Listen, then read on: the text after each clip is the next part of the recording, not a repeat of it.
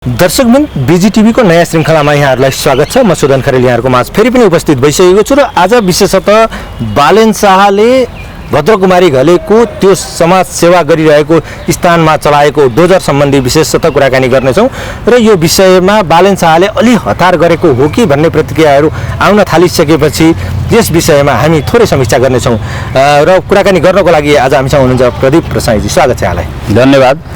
जस्तो यतिखेर बालेन शाहको निर्देशनमा भद्रकुमारी घलेको त्यो समाज सेवा एउटा भद्रकुमारी घले सेवा सदनमा चाहिँ डोजर चलेको छ, त्यहाँका सटरहरू भत्काइएका छन्। यो विषयलाई तपाईँले कसरी हेर्नु भएको छ? हेर्नुहोस्, बालेनजीले यो अतिक्रमित सार्वजनिक जग्गालाई खोजेर त्यसलाई सरकारको मातहत भनौँ महानगरपालिकाको मातहत ल्याउनलाई एउटा क्याम्पेनको रूपमा यो काम गरिरहनु भएको छ। यो कार्यलाई म स्वागत गर्दछु।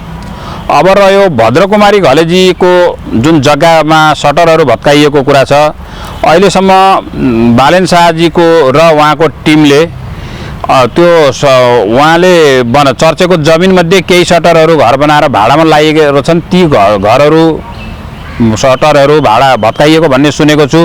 त्यो सटरहरू भत्काइएकोलाई पनि म स्वागत गर्दछु।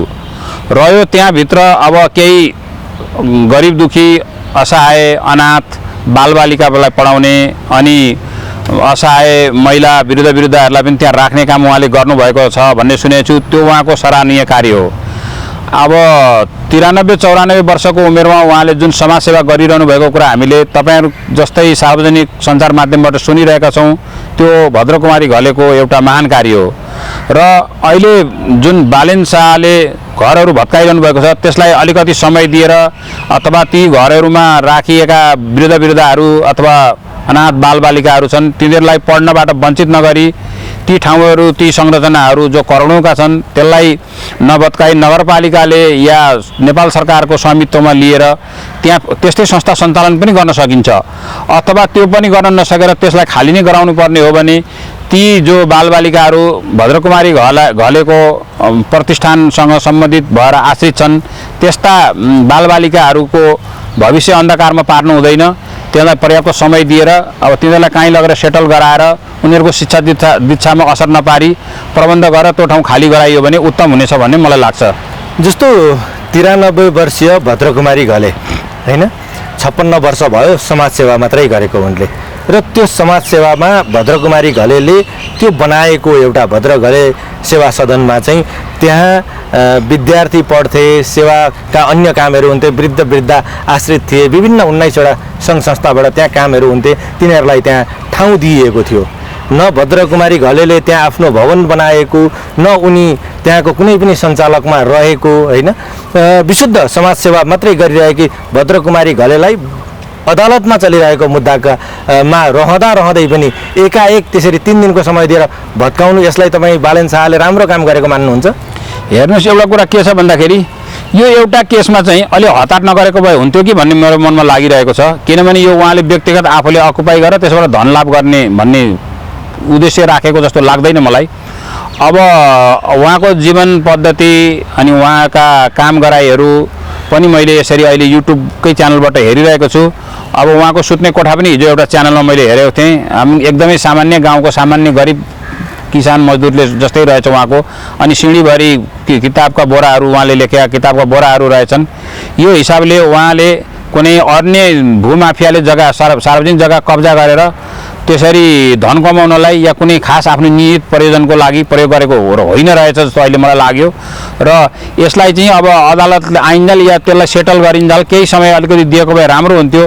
तर अब भत्काउने क्रममा नभत्काउनु भने अन्य धेरै जग्गा कब्जा गर्नेहरूलाई पनि अब फलानुको चाहिँ किन भत्काएनौ, भद्रकुमारी घलेकोले जग्गा कब्जा गर्दा किन भत्काएनौ, हामीलाई किन भत्कायो भन्छन् भनेर उहाँले सबैको लागि कानुनी दृष्टिमा म समान छु, सबैलाई कारबाहीको दृष्टिमा पनि म समान छु भन्ने देखाउनलाई एउटा विशुद्ध समाजसेवा थियो। यहाँ त बाल मन्दिरको जग्गा कब्जा गरेर विभिन्न भवन ठडिएका छन्, यहीँ पशुपतिका जग्गा कब्जा गरेर चलाइरहेका छन् कतिपय, ती पनि अदालतमा छन्। खोइ ती चाहिँ भत्काउनु पर्ने होइन र पहिला तिनीहरूलाई पनि प्राथमिक लाभ लिइरहेका जग्गालाई भत्काउन छोडेर एउटा निरीह समाजमा काम गरिरहेको 47-48 जना विद्यार्थीहरू एक पैसा नतिरी त्यहाँ बसिरहेको, अनाथहरू बसिरहेको, वृद्ध बसिरहेको, ती चाहिँ टार्गेट गर्नुपर्ने, पहिलो प्राथमिकतामा त्यो पार्नुपर्ने चाहिँ के थियो बालेन शाहलाई? यस्तो होला, यो मलाई मात्रै हो जस्तो लाग्छ तपाईलाई? यसमा मलाई के लाग्छ भने यो धोबी खोला करिडोरमा त्यहाँ धेरै अरू भूमाफियाले जग्गा कब्जा गरेका छन् अनि धोबी खोला करिडोरलाई एकदम क्लियर गर्नको लागि उहाँले त्यो ठाउँमा क्याम्पेनको रूपमा बाटो क्लियर गराउन संरचनाहरू भत्काउनु भयो।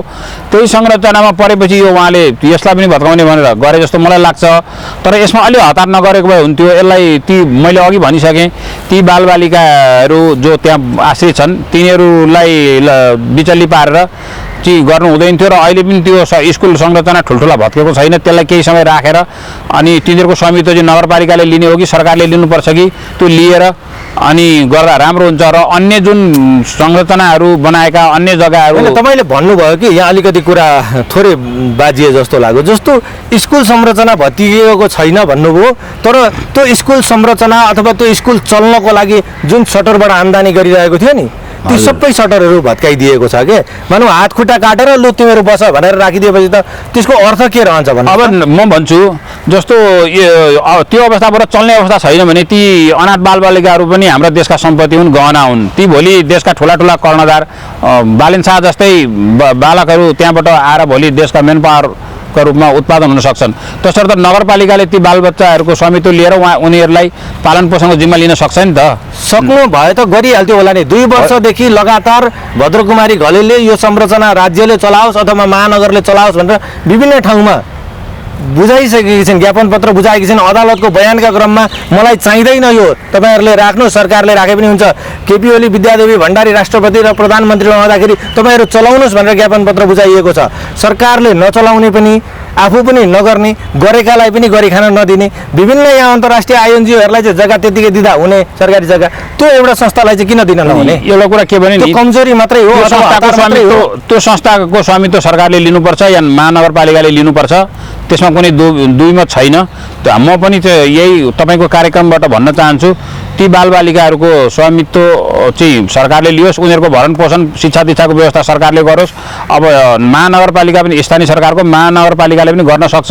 र अन्य ठाउँमा जुन जग्गाहरू चाहिँ मिचेका छन् अथवा भूमाफियाले कब्जा गरेका छन् त्यस्ता पशुपतिका जग्गा भनौँ या बालमन्दिरका जग्गाहरूमा पनि अविलम्ब एउटा कार्यटोली गठन गरेर पत्ता लगाएर भत्काउने काम गर्नुपर्छ।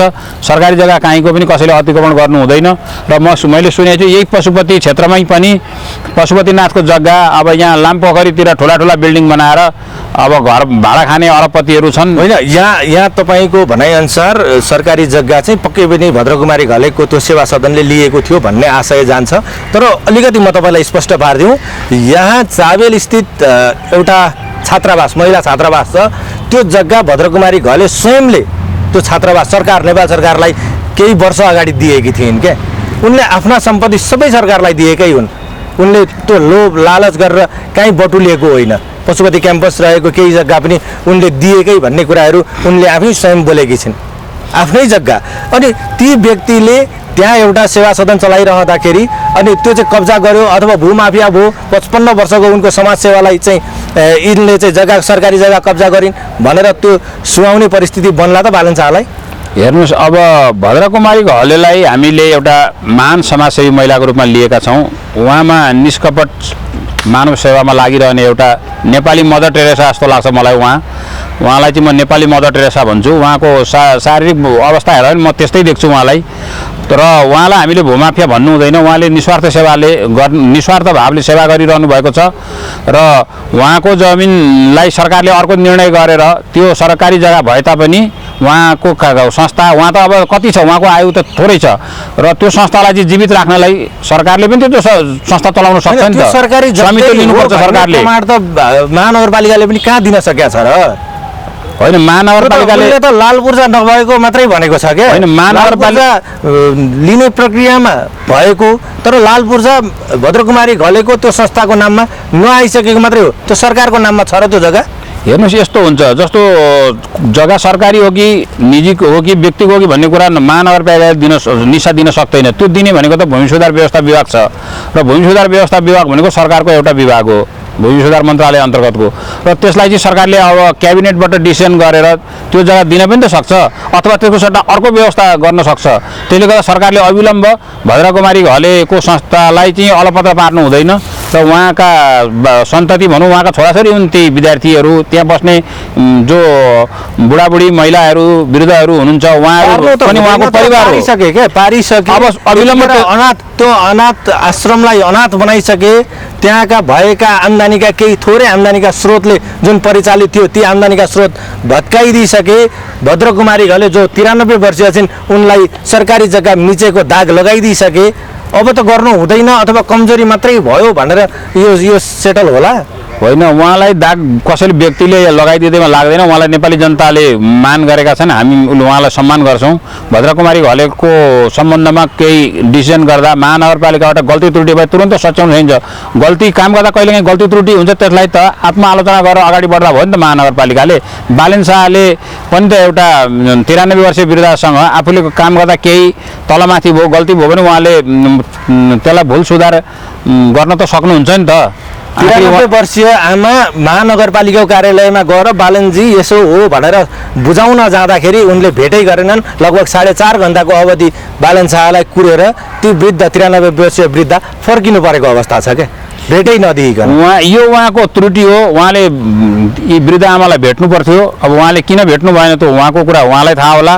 त अब पनि त तपाईँ मलाई भेट्न आउनुपर्छ, तपाईँ यति वृद्ध मान्छे मैले भेट्न सकिनँ, म क्षमा चाहन्छु मैले त भनेर उहाँलाई फेरि भेट्दा पनि त भएको हुन्छ नि।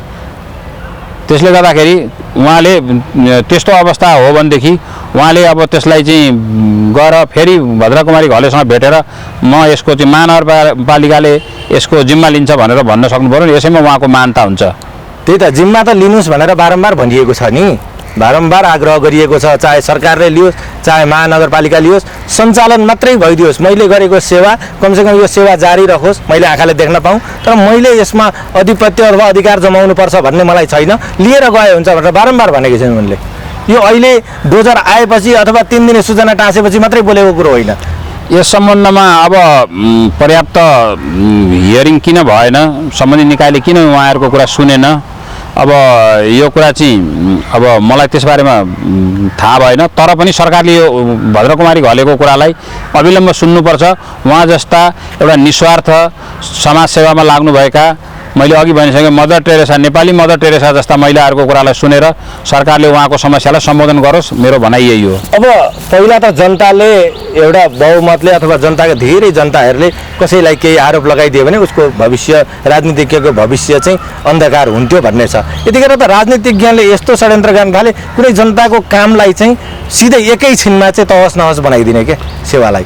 जनताको सेवालाई तहस नहस बनाउनु हुँदैन। निजी क्षेत्रबाट भएका राम्रा कामहरूलाई पनि अब हामीले एप्रिसिएट गर्नुपर्छ। सरकारले पनि त्यो कुरा बुझ्नुपर्छ र जनताको माग के छ, आखिर सरकारले गर्ने जुनै पनि वेलफेयरको काम छ त्यो जनताको लागि गर्ने हो र जनता के चाहन्छन् त्यो एउटा पब्लिकको मास ओपिनियन बुझेर निर्णयहरू गरे भने जनप्रतिनिधिहरू पनि सफल हुन्छन्। अन्यथा त्यस्ता जनप्रतिनिधिहरू पनि अब अरू जस्तै भएर बिलाएर जान्छन्।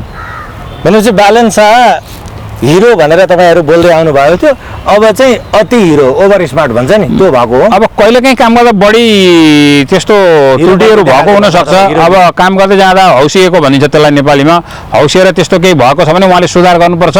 तर यो जुन सार्वजनिक जग्गा मिच्नेहरूलाई, अब तस्कर, भूमाफिया यस्ताहरूलाई चाहिँ उहाँले गरेको एक्सनलाई चाहिँ हामीले समर्थन गर्नुपर्छ।